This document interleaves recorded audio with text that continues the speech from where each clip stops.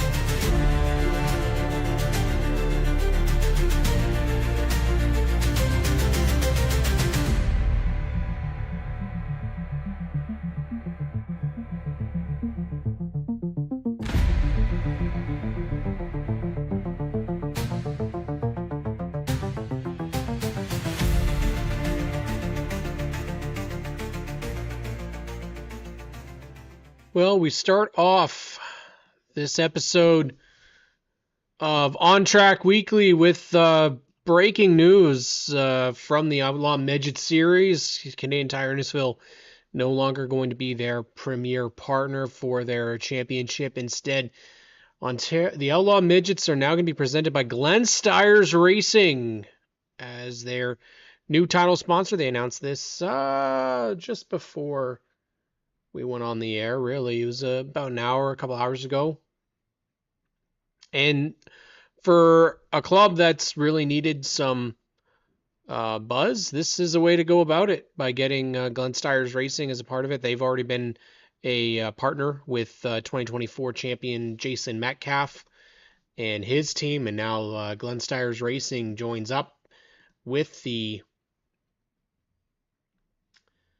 Outlaw Midgets in what is going to be a pretty big deal for them for sure.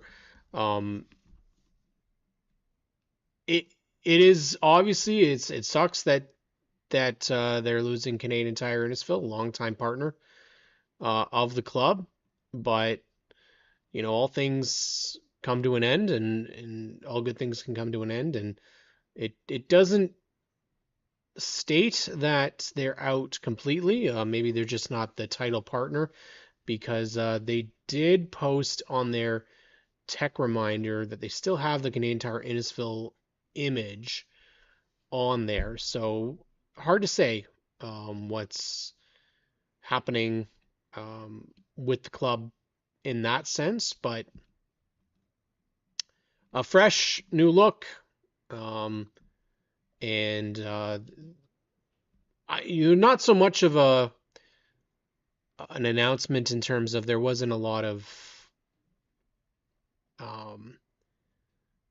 there was no really release of sorts, but just a big change. And Glenn Stires, as we already know,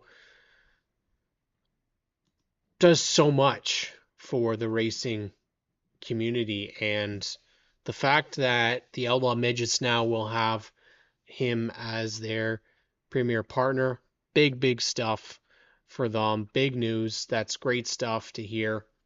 And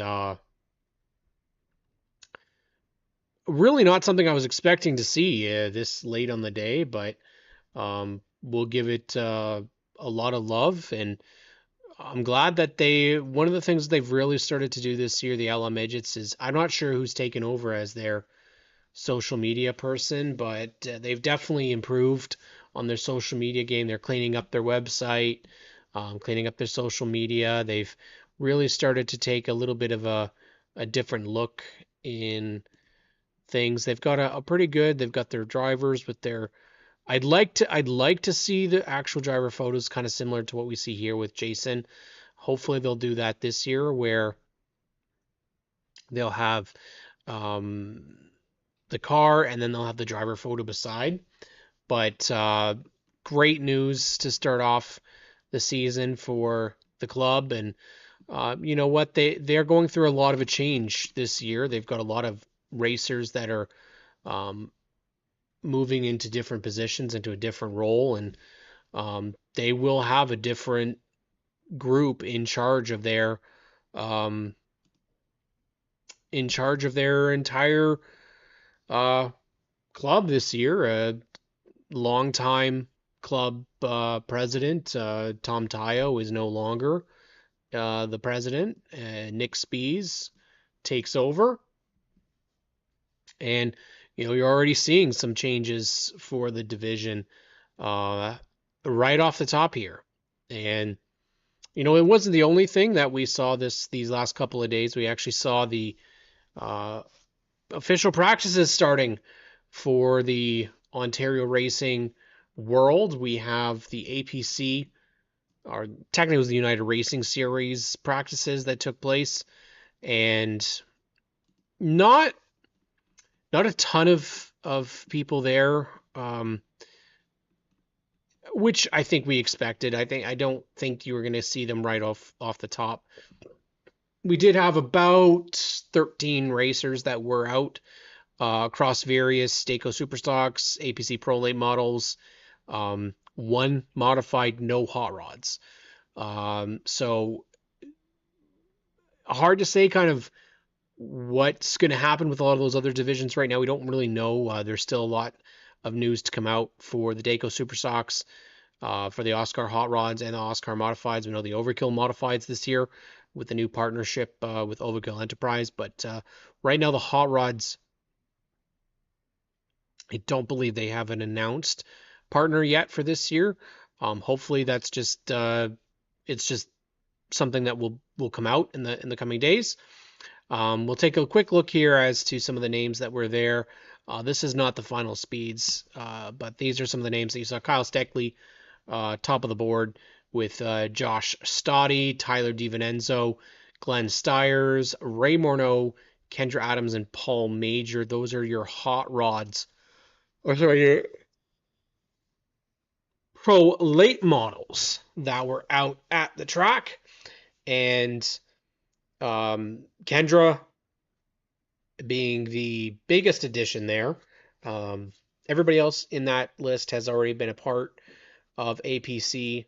Kendra made a couple of starts last year. This year, making the attempt for a full-time effort. So excited to see what she can do. I think the second only female full-time competitor aside from Peyton Jacobson. I don't even know if Peyton was able to do a full-time run when she was a part of the division years ago, but Wally Wilson and his modified was next. Then you had the Superstocks, Nick Ramsey, Carson Nagy was there, Brody Rookwood was there. We also had Shea Gemmel. He's in one of those spots. So we knew that there was going to be some names that weren't going to be making it out for that first APC practice. You'll probably see some other names come out and run, but I don't want people to look at this and go, "Oh, this is going to be a crappy season," or "There's not going to be enough cars," or "There's not going to be this." It's as we talk about that famous Allen Iverson quote. It's practice. We're talking about practice here. So not everybody's going to get out there and go practicing for the first race of the season, second race of the season. And not everybody's going to be full-time. A lot of the names that you see here, they're taking advantage of getting some of that extra track time. I think some of the names that we see here, especially when you consider Ray Morneau, Paul Major, this is also their weekly home track. So any experience, Nick Ramsey, same thing, Carson Nagy, same thing, Wally Wilson, same thing. They're all running weekly. Brody Rookwood as well at this track. So let's put that in perspective, that this is just an additional track time for them. That helps them out. For Kendra, she's not going to get a ton of time at Delaware Speedway until the racing happens. So, or unless she decides to come down for a Friday night, which she very well could. But as of right now, that's what your contenders were.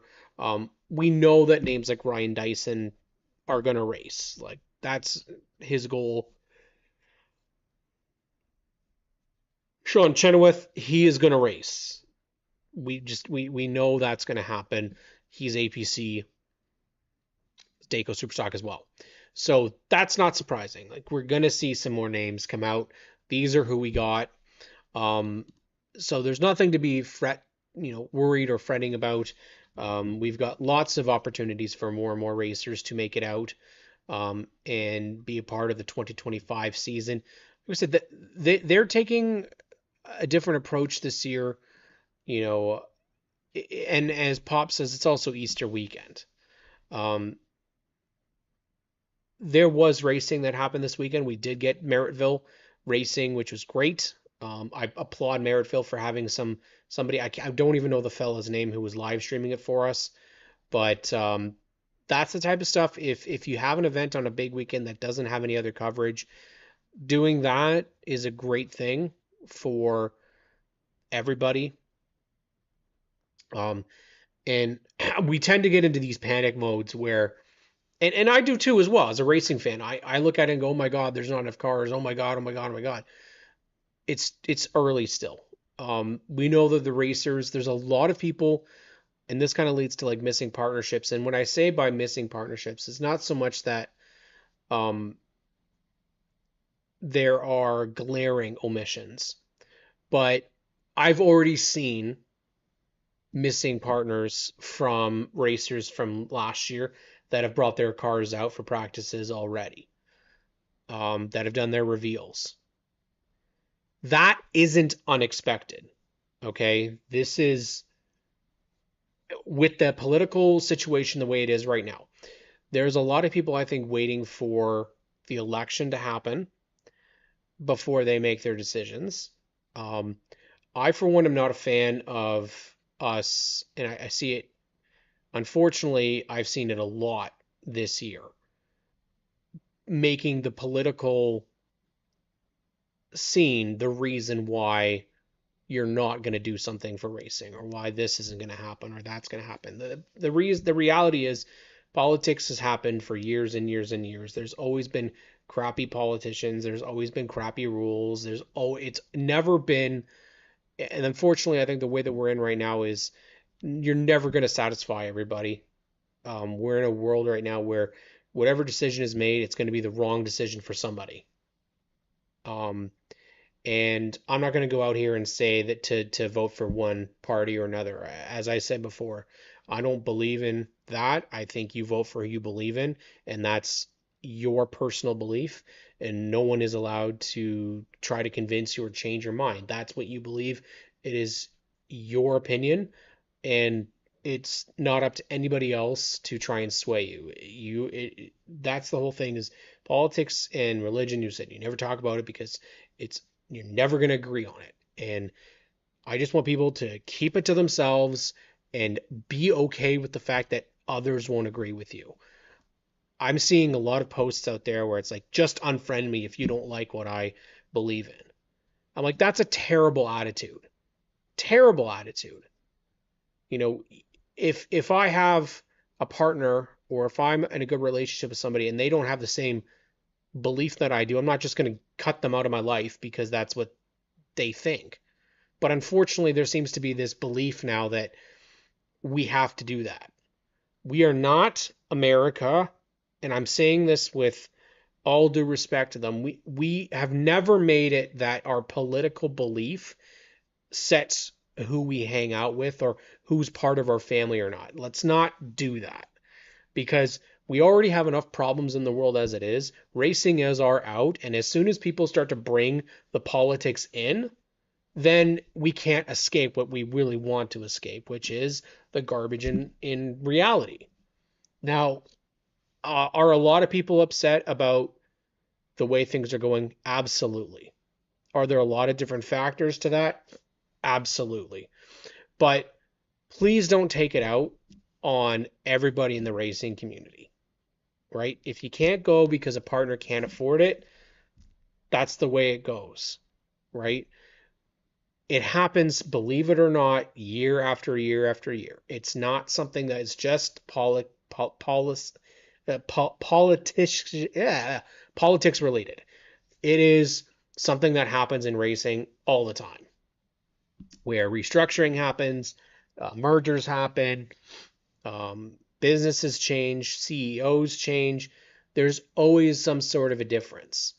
And we can't just go out and blame that's the one reason why I lost this partner. No, there's multiple reasons. The one thing is that the cost of racing is extremely high for everything. And businesses, the first thing that they cut is advertising. In restructuring, first thing that goes is the marketing budget. And that's top to bottom. Large corporations do it, small corporations do it. It doesn't matter. They will cut when they call, quote, trimming the fat. Where can we get rid of unnecessary spending? And they will look at racing as an unnecessary spending.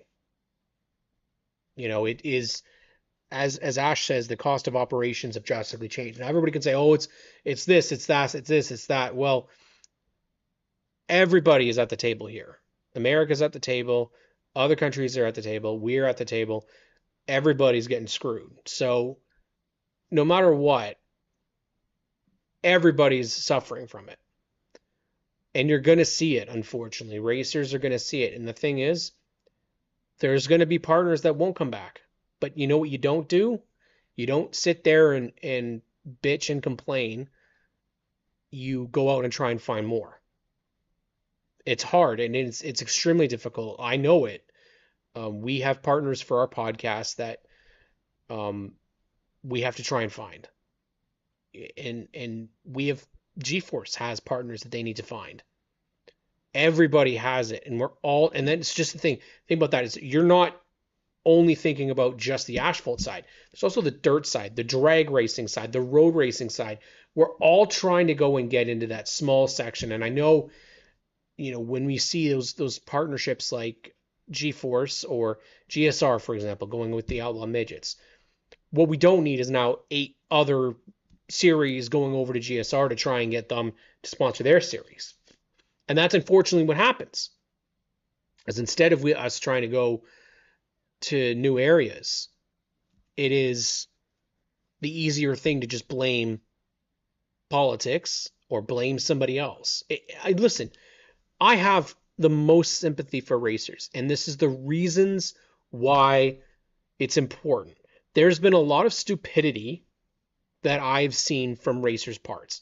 The fact of the matter is, why we're not reaching out to our partners months in advance before the racing starts is a big thing. You have to be able to provide something, and if they can't go at the cost that they did last year, maybe offer a lower spot, less cost. What can you do this year? Can you do anything? And it is very easy for companies to just go, I can't spend anything because I don't know. Okay. When you do know, you come back to me. You can't stop and you can't give up. I mean, it's the easiest thing to do. I mean, we want to. I mean, McPherson Motorsports says we all have to hustle harder to make sure our partners are getting sales and as much return on investment as possible. And yes, that includes your social media. That includes doing special events, taking your car to a special event for your partnership, for the track, for the community. Ash says drivers need to reach out to their partners, and they need to show and change the minds of the businesses to show them the value of the partnership. If you're just going to go and say, okay, well, and that's, I think, where there's a lot of it's easy to just sit there and go, oh, well, because these people are in charge, that's why I don't have a sponsor anymore. That's why racing is in the shape it's in. You can believe that all you want, but the reality is a lot of this is what happens every year. It's just an advanced situation. I think a lot of people forget about the COVID situation that we were in. And I've said it time and time again, the issues that we were facing from COVID weren't going to affect us in the immediate. They were going to affect us years down the line because our supply chain is now gone. We have no surplus in anything. So now everything costs more because we don't have any inventory of anything anymore. We're all working to try and get stuff done as basically as needed. And we just can't do that. We don't have the ability to do it. Um, it's so difficult to see people put political belief in front of everything. That, I mean, I literally saw it today that if you don't like my vote, if you don't like what I have to say, then you can just don't be my friend. And it's just like, how are we taking this approach? Why are we taking this approach? Because that doesn't benefit anything. It's there's two sides to every fiasco. There's two sides to every story.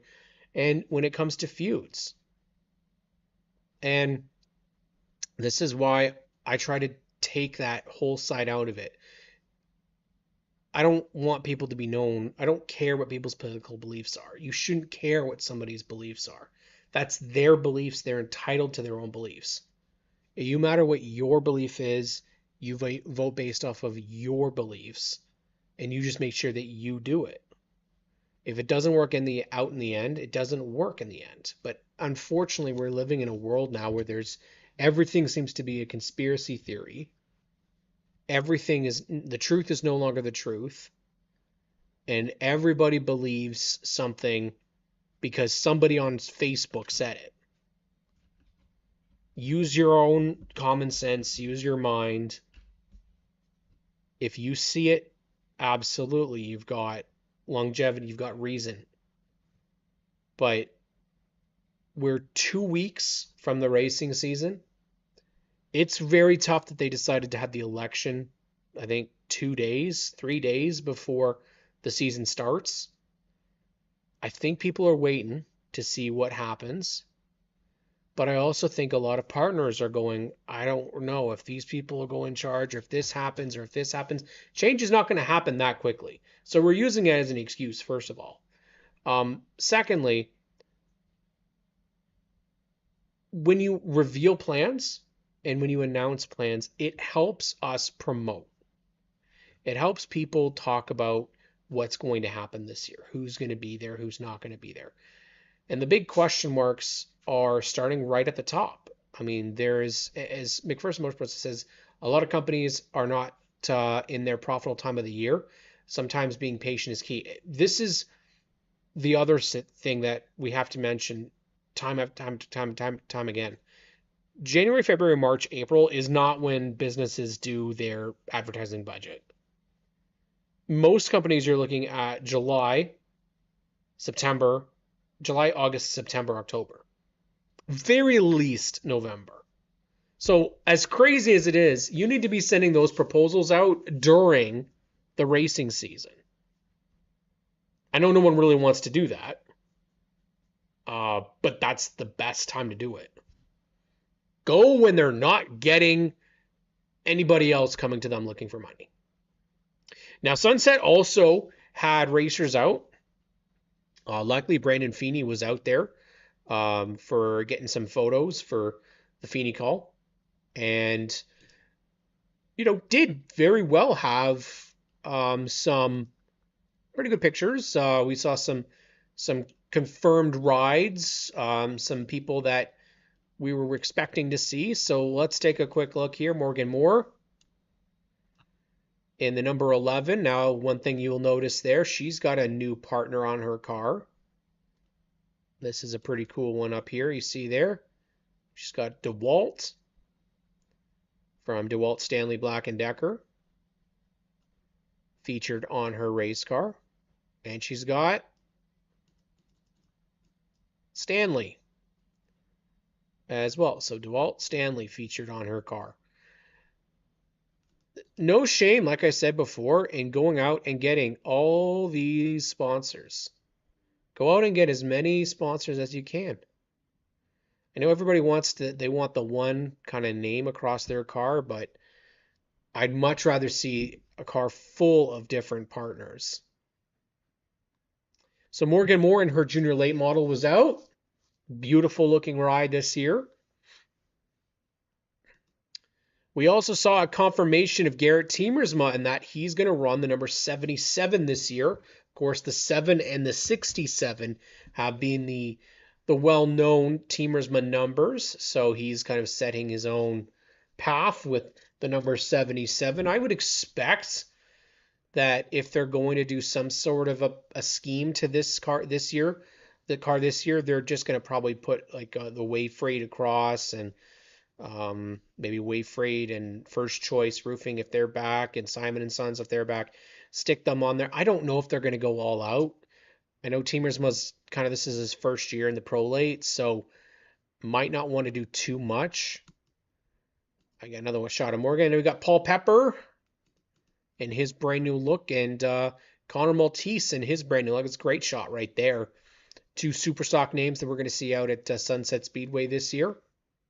Don't really know if that car looks like it's sitting properly on that left rear, but there you got. It's not the best shot, as Feeney said, but it a couple new partners as well. You see Ryan's Landscaping on the side, Fox's Bakery and Deli on the 23. You got Steve Bookman. Bookie's got his Studebaker back out with looks like some brand new sheet metal on the side or some cleaned up sheet metal. It's taken a couple of licks in that 47 car. Ronnie Mason's number 22 junior late model. Beautiful looking ride. Probably be one of the kids to watch at Sunset this year. Josh Berry in his 22. We've talked about this before, and I've mentioned this before about making sure that things are easy to read. This is one of the issues that I see right now is I can't read that number. It is really hard to read the number in the sunlight. Now, that could just be the lighting. Keegan Moat was out there. One thing we got to make sure that he does, got to make sure that those roof hatches stay where they're supposed to. This one's kind of not all the way closed. So, beautiful looking Bandolero. I'm still waiting for a big confirmation as to who's going to be part of the Bandoleros this year. Jake Sutcliffe with a new partner on the side of their car, Newstalk 1010. They got McMillan Motorsports back on there. Looks like they've got a room in there that they're going to be adding a partner or two still. Wyatt Sutcliffe as well was back out. They've added some new pieces. Obviously, these cars are not completed for the opening night. They've just got some sheet metal that they're working on, and that's obviously a good lead up to the season. Let me just make sure Ash says, but drivers have to work for it. You need to treat it like a full-time job. Absolutely. Matt says they had a good turnout. McPherson says it is a full-time side hustle. My screen time will confirm it. Absolutely, 100%. Ash agrees with that. You all have to be phenomenal. Inspiration drivers need to take note. Sunset Superstocks are going to have some great races this summer. No, Afeni, I don't think it was that bad. But there is going to be some big question marks this year when it comes to longevity. Are you going to be able to run the full season? It is going to be, like I've said before, this is going to be probably one of the hardest years as a racer. Financially, yeah, there isn't, I don't know if there's a ton of partners out there. I mean, we know that there's been some divisions in the past that have not been able to get partnerships and that have struggled. There's a lot of question marks still for this year, whether all the partners are going to be back. And for divisions as well. I mean, we have some that have touring divisions that we don't know if they're going to be fully partnered with. But this is always something that happens this time of the year. So the big question mark now is going to be for people to confirm what they're doing for this year. There's a lot of names still to be out there and confirmed. I mean, I've gone through a couple of lists and I literally made this massive list on uh, of racers from last year to go through their social media and look for any updates on their 2025 plans. We'll definitely find out a lot more next week, obviously, next week and the week after. We know practices next week. We are expecting, I believe it's the 3rd and the 10th, we have practices. But the 3rd is also opening weekend for Sunset, opening weekend for Flamborough. Full Throttle not starting until later. Sauble not starting until later. Peterborough not starting until the 17th. And yeah, Feeney says he's already cutting races to go make money to race other races. And that's kind of what you have to do. I mean, obviously, in a situation where you're touring, you've got to make those calls. I'm not going to lie and say that I feel like this year is a safe and secure season. I don't know. I think that we have a lot of names on the initial roster lists, which is excellent. That's great to see. There might even be more names than what I saw last year. The issue is going to be follow through. It's easy to say, "Oh yeah, I'm back," and then it comes to the start of the season, and all those that money that maybe you thought you had coming in isn't going to come in, and then all of a sudden it's like, "Uh-oh, now what?" As of this recording right now, I think our normal divisions that we see strong are going to stay the same. I do see right now, just solely based on what is confirmed. So that's there could very well be many, many more names that can confirm their attendance. But as of right now, I believe you're going to see some dips in the late model divisions across the board and some dips in the touring divisions. And mainly, why would you see that? Well, the touring divisions, that is your most expensive for travel. Late model is the most expensive division. NASCAR Canada, I could have said maybe 3 months ago that maybe I would be worried, but Calabogie seems to be bringing a lot of interest from Ontario racers, which is excellent. There hasn't been a NASCAR sanctioned race in that area of Ontario. I don't even ever really. So Calabogie is going to be a big deal for those racers. We were already seeing, I think right now we're like 4 or 5 new entries.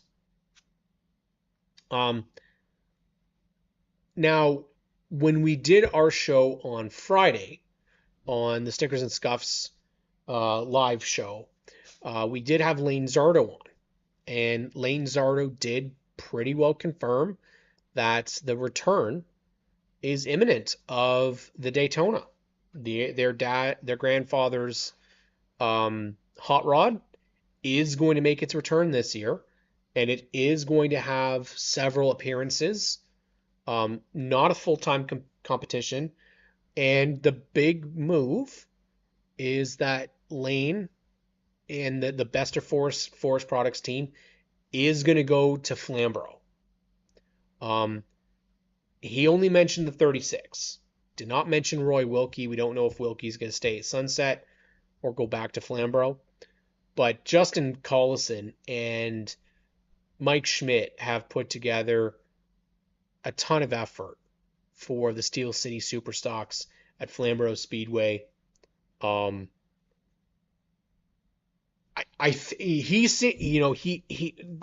believes that they're going to see, 5 to 8 really competitive cars. if they can get to 8 to 10, then they're in a really, really, really good spot. Justin has put so much work into building that division again. And what they cannot afford to have is weeks where there's 2 cars again, 3 cars, because they did have that. And it's not something that you want to see at the racetracks. It's not unheard of, but it isn't something that they can deal with right now. Not for that division especially. Superstocks right now at Sunset, very healthy looking. Street stocks, very healthy looking at Full Throttle. Peterborough Superstocks, I think are around the same as to what we saw last year. Not much change there. Same with Delaware. They look to be around the same. I don't know many more new additions there, but there's definitely more cars, I think, that are available. We will have somebody from that is going to be new to that division at Delaware Speedway, Michael Herniak Jr. We will have him on Friday's SNS Live to chat about his upcoming season. Late models, we did get some confirmations through my searching of Brady Smith. He's prepping for the 25 season, so that's good news there. But again, like, until we get more people confirming their plans, I think right now we're in solid but not secure territory. I think the worry is still Flamborough in terms of the numbers right now. They look to be struggling. I need a bit more confirmations to come in. I put out some feelers for Great Lakes Legends. OMRS, I'll need some more confirmations from. Modified's looking like they're going to have a little bit more of a comeback this year. They're looking okay. Touring wise, I don't know about Oscar, but I can definitely say that Sunset's modified division is looking a little bit better. The trouble is when you look at SOMA, Southern Ontario Modified Association, they've got at least 17 entries so far. Or at least I think it was like 23. Sorry, no, that was CVM's. CVM's got 17 entries. The issue is going to be week to week. Are they going to be able to have those competitors every week? That's the big necessity. We need those numbers to be coming back each and every week for it to be, quote, a successful season. Now, I think what you're going to see, Calvin, in my counts, early counts, you're probably going to see around that number again for mods, for around 7, but potentially up to 11. Again, though, that there's a lot of names that we need those confirmations from. There was a person that has put out there, I think your top divisions right now in terms of counts, Sunset, hot rods and mini stocks will probably be leading the counts. Again, it always depends on the week that we're talking about and whether people will be consistently back. Full Throttle, no question mark, bone stock is going to be the biggest division. Probably street stock and hot rod would be next. Good solid returns for the Thunder trucks this year as well. Looking like a pretty big increase in their numbers. At Peterborough, junior late models and bone stocks looking very solid in their numbers. Delaware, as always is the case, the bone stocks. Late models, funny enough, the late models look to be the top division at Grand Bend, but I need a lot of confirmation to come in from that track. And at Sauble, the Epic Racer bone stocks are leading the way there. At Flamborough, bone stocks lead the way. They call them pure stocks out there. I don't have too much confirmations yet at Laird, so I'll have to wait on that one. Can-Am Midgets looking really solid. They've got, let's see, 1, 2, 3, 4, 5, 6, 7, 8, 9, 10, 11, 12, 13, 14, 15, 16, 17, 18, 19, 20, 21. Got 22 on their list right there. I think you got 17, 18 for Outlaw Midgets, 13, 14 for the Pro Challenge. Super Lates, I'm still waiting to get more names confirmed. Same with Bandoleros. Bandoleros, they've been kind of quiet on releasing who's available and who's going to be there. Legends, I think you'll see upwards of 20 for sure. Great Lakes, that's a little more question mark. Probably 14 to 15 APC late models that are currently on our list. But that's just, some of those are not regulars. Some of those are just one-timers or potentials. Mods based on their website, hard to say where they're going to end up. 8 to 10 maybe. Daco, you're probably looking at 10. Hot rods, again, I can't really say because a lot of these names we really don't know. Pro 4 modifieds, if they get them showing up every week, you're going to see more than 10. But that's the big question mark, is if they're there every week. OMRS, probably around 10. OSS can be 15 to 20. Max, I'd say, is going to be 21. Probably more regular, I would say you're going to see probably around 10 to 15 is probably where OSS is going to be around. OLMA, probably around just what we saw last year, 8 to 10 rotation.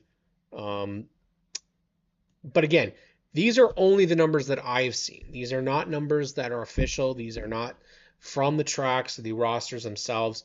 There's a lot of racers that I don't know. There's a lot of racers that don't know me, that don't confirm their plans on social media, that don't announce their plans. They'll wait until registration night, and then they'll register the opening day.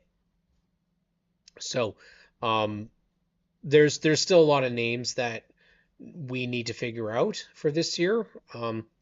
We'll take a quick look at kind of where my lists are at. But again, like I said, there's some of these that will probably have said, oh yeah, we'll be there, and we don't know if they will or not. That is just kind of what happens. So we've got our sunset model here. What is strikingly different this year is the potential for a very big card for the junior late models.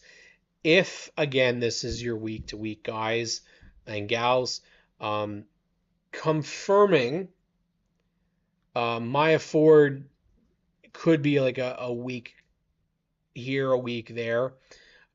Same with Caleb McConnell, wants to run Sunset and Sauble. Once Sauble starts up, he'll be there battling for the championship. So Curtis and Landon and Michael are also listed on Full Throttle, so they're probably going to be back and forth between them. Morgan's going to battle for the championship this year. Troy Purvis, I believe, is running full-time. And that's a new name to the division. Jackson Baker. Ronnie Mason is a championship favorite, along with Josh Davenport and Rylan Camrath, and Kane McAllister will also get started this year. So a lot of these are what we would call their names, but are they regular? Probably not. We know that there's going to be some faces that won't be there every week. That's just going to be the reality of it. I don't know anything about Ethan Lind. Ethan Lind did do the first race last year, but didn't do any others. Jay Lind is going to be back in the 9 in the Ontario Pro Challenge, so I don't know whether that's going to affect whether they're going to do more than just the one event. Bone stocks right now, I kind of don't really know what the situation is going to be like. At Sunset especially, it is, you know, suppose you don't know a racer, you know more racers than me, and I've been around it since. Okay, well, Calvin, what I mean is that there's a lot of people that don't have me on social media or don't you know connect via social media. So I will never know whether they you know me or not, but that they don't share their plans or anything like that. So like one of the things that I'd look at right now is say like the juniors college bone stocks. Um, so there's potentially two other cars for Booth Racing, but I don't know anything about Booth Racing and whether they're going to run again this year. They have the 26 and the 27 cars they sold. The Jason King car, that one was sold from J Berry Motorsports. That one went to Mike Balson. He already told me that he's planning on being back this year. I think names like you could add would be like Chris Kahn. He typically does part time. I would definitely think that you'll see Austin Janet. Um, Sarah Giannani is planning on doing some full time, I think. Chris Allard, Aiden Harper, Calvin Reeser, Ben McPherson, we already know is going to be out there running. Jordan Owen, Steve Oakes. But the mini stocks, like I said, this is where when I write this list, I want people to understand like it's not all that's not what we're going to see every week. Okay.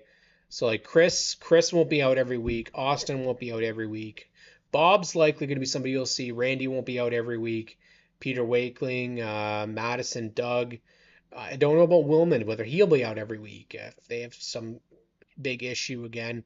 Andrea, Chandler, Jacob, Brandon Burnett, I think we can actually remove because he's had some issues with his situation. So that's not going to unfortunately happen. But um, Inglis, Sutcliffe, Allard, Finnemore, like these are all might be hopeful that we could get them every week, but we don't. We really don't know if we're gonna see them every week. Um, Mods, same thing. Like a lot of these are some events here and there. So I think when it comes to your full-time contenders, that will take a dip. I think full-timers. Now I did see a message from Batty Motorsports that they were working on um, a plan. So I'm hoping that that 39 mod is going to be back out running the modified division this year. But he and like David Rockwood, we don't know anything about what David's plans are. Um, I have like literally I wrote a list out here.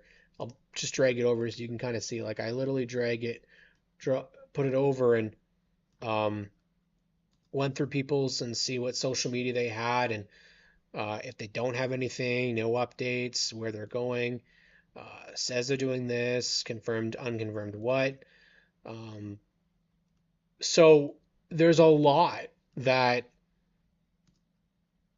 we might, like a lot of names that still very well could be in play. Um, and we just don't know. Um, so we'll wait till the season starts. It is starting really quick, and I want people to make sure they understand that even though those first couple of weeks might seem great, um, I've been told before to not get too hyped up for the first race of the season because a lot of people do. They make it out for opening night and then rethink things. And it's totally their ambition. They can totally do that. Um, I've got some insiders at some of the tracks and divisions, and I think what we're going to see is we're going to try and get some more inside information on certain tracks and see where things are falling. We do have a lot of time left. Um, it's not a lot of time for the Flamborough and Sunset folks, which is probably why you see a lot more of those filled out. It is the other side of it being that this season has been a really tough off season for people. Um, season wise, winter came with a flurry this year, and we've seen it. People had a ton of nights that they just couldn't work in the shop. It was too cold, too much snow, ice. Um, there's a lot that people have to deal with. So I think if we can have a half decent start to the season, not wrecking, that would be great. I think a lot of people are just eager to get going, as am I. I really, really want the season to get going already, but um, we also just don't want people to go out there and wad them all up into turn one. And you know what? Sadly, we've seen it. We have seen it before where people go out there and then they just take too much too soon and go out there and then destroy the car. Last year we had a couple racers that their season ended practice one, day one. And that's the hardest thing. Practice one, day one, season's over. And unfortunately, that is that's what happens, right? It is part of it. And the one thing that makes us happy, it makes me very happy, is getting to see some new looks. I used to know a guy who missed opening night to avoid the opening night carnage. Smart plan. But we have two cars that were revealed on social media. How about this one? Barbie's car is back out. This one is absolutely beautiful. Paige Stevenson's 77 Barbie car. If this isn't a car set for the girls, I don't know what is.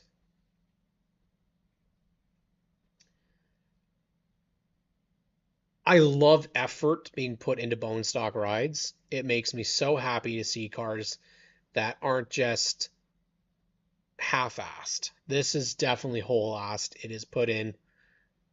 They put in so much work into the look of this car. And I love the number 77. So I'm all for it. Paige has a great looking ride. Her younger brother, Chase, he's going to rock around Peterborough in this beautiful ride. And we're going to have two Mini Coopers out there in the 77 Central Ontario Spray Foam and OK Tire 77C. And I love it. Absolutely love this. This is the coolest. I saw this car from the very beginning.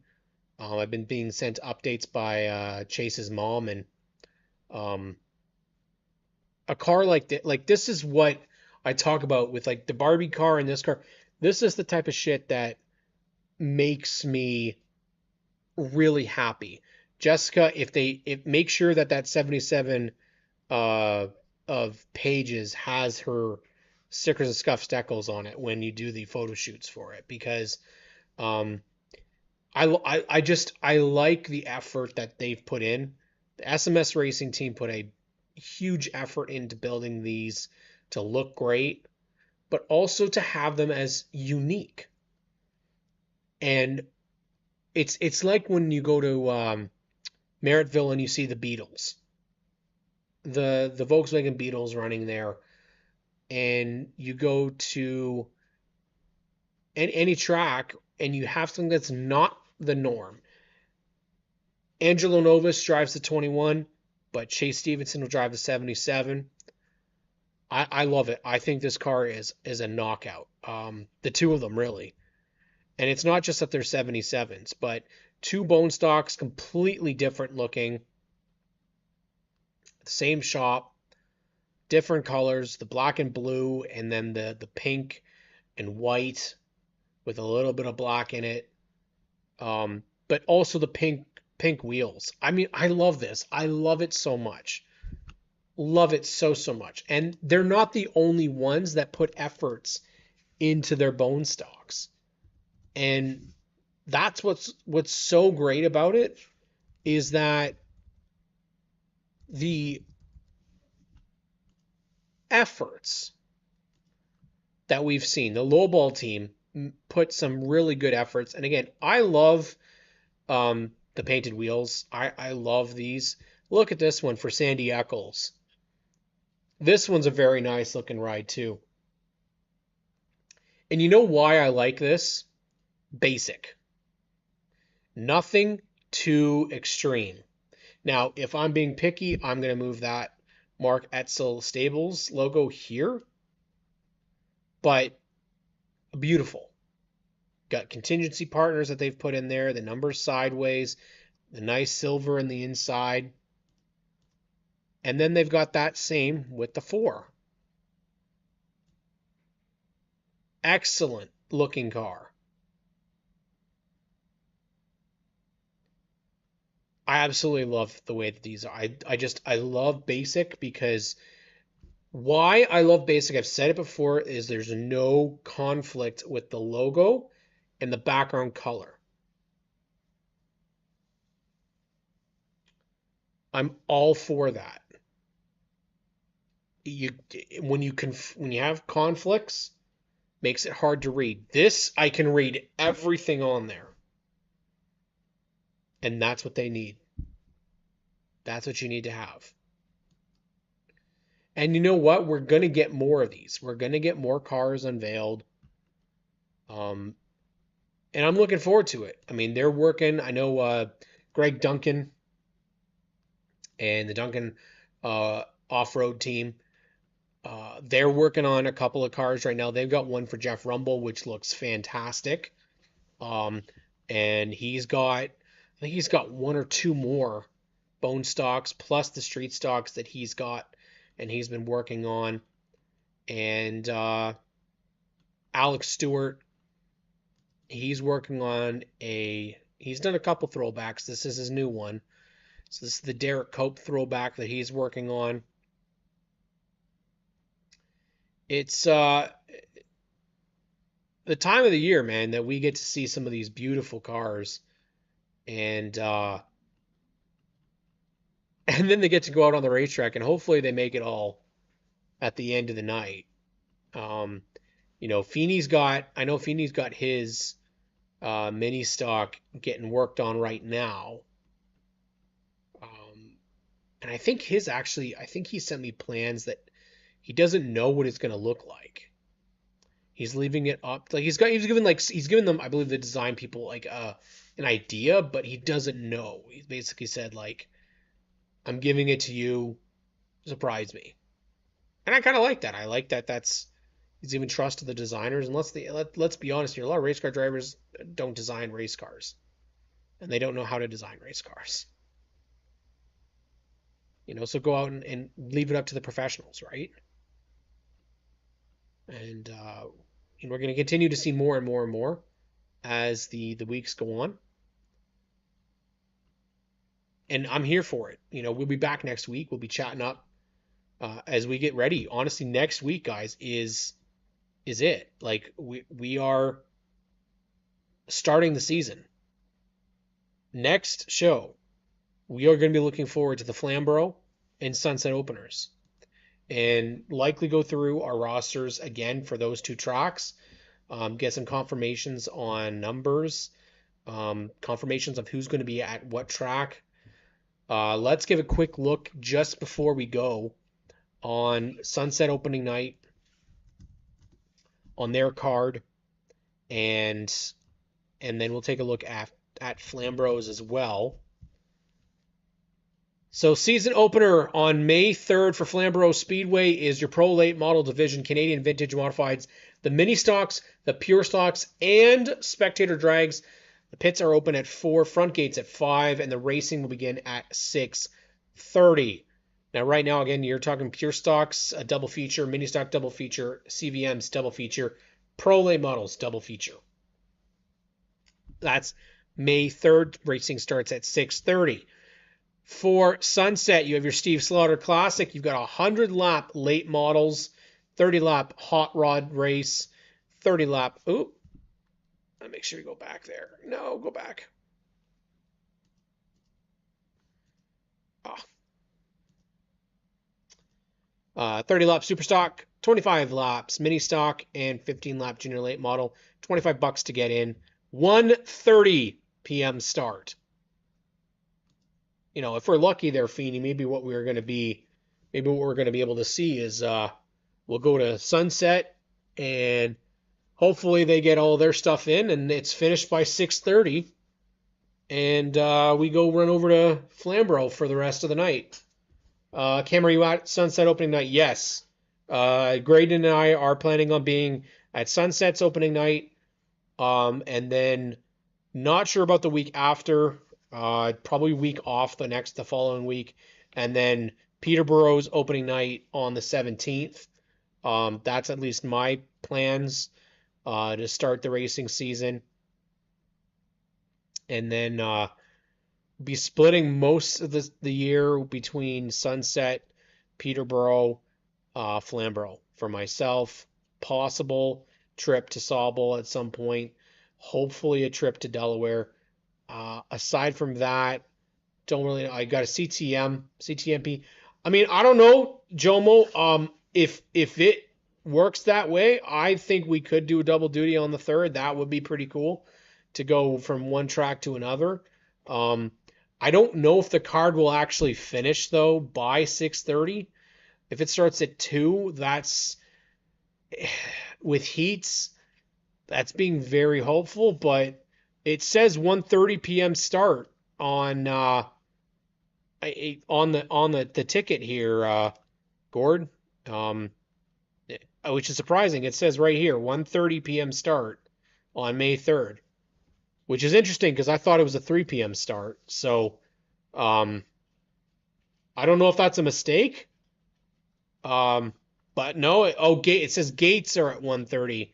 Start is 3 p.m. for the high stakes, so maybe they made a mistake, and it's supposed to be the gates are 1 and the start's at 3. They might want to confirm that because, well, on this schedule it says it's 3 p.m. So I'm gonna go and say it's a 3 p.m. start. So it would be nice if it was 1:30 start, because then yeah, we could definitely get out there and get down to Flamborough and see their opening night as well. But we'll figure it out. For all you guys that tuned in tonight, I appreciate you. We had a good crowd, lots of participation, which is what we need.